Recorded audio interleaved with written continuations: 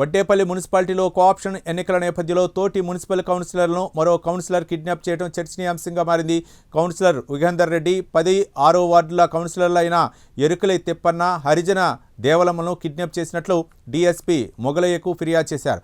ఫిర్యాదు మేరకు కౌన్సిలర్ యుగేందర్ రెడ్డిపై పోలీసులు ఎఫ్ఐఆర్ నమోదు చేశారు.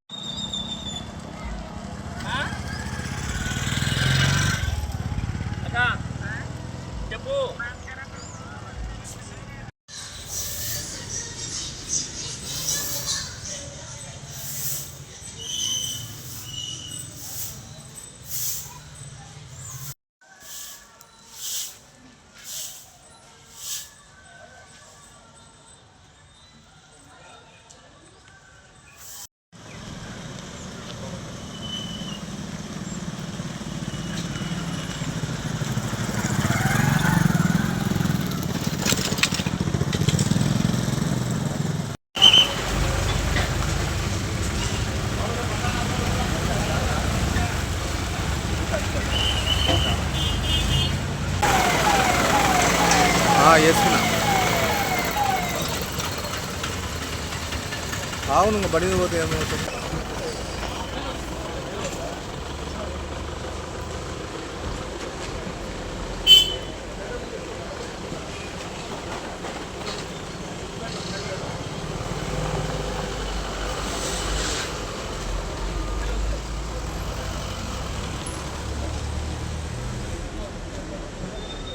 అయితే ఒక 10th ward 6th ward 10th ward ఏమో ఎరకల్లి తిమ్మప్ప, 6th వార్డు దేవమ్మ.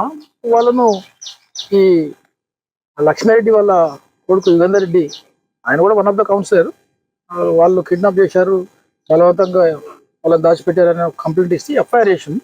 బేసిక్గా దాని కంప్లైంట్ వాళ్ళని ఈరోజు పిలిచాం ఇన్వెస్టిగేషన్లో భాగంగానే. వాళ్ళే వచ్చారు, వాళ్ళు స్వచ్ఛందంగా వచ్చి మేమేదో టూర్ ప్రోగ్రామ్ పోయినాం, మమ్మల్ని ఎవరు కిడ్నాప్ చేయలేదు, మేమే స్వచ్ఛందంగా మేము ఖర్చు పెట్టుకొని మేము వెళ్ళాం తప్ప మమ్మల్ని ఎవరు ఫోర్స్ చేయలేదు, మమ్మల్ని ఎవరు కిడ్నాప్ చేయలేదు అని చెప్తున్నారు. అది స్టేట్మెంట్ రికార్డ్ చేశాను.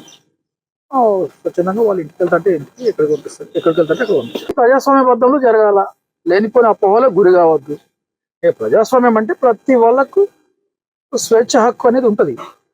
ఆ స్వేచ్ఛాయుత వాతావరణంలోనే ఆ ప్రాసెస్ జరిగేటట్టు చూడాలి.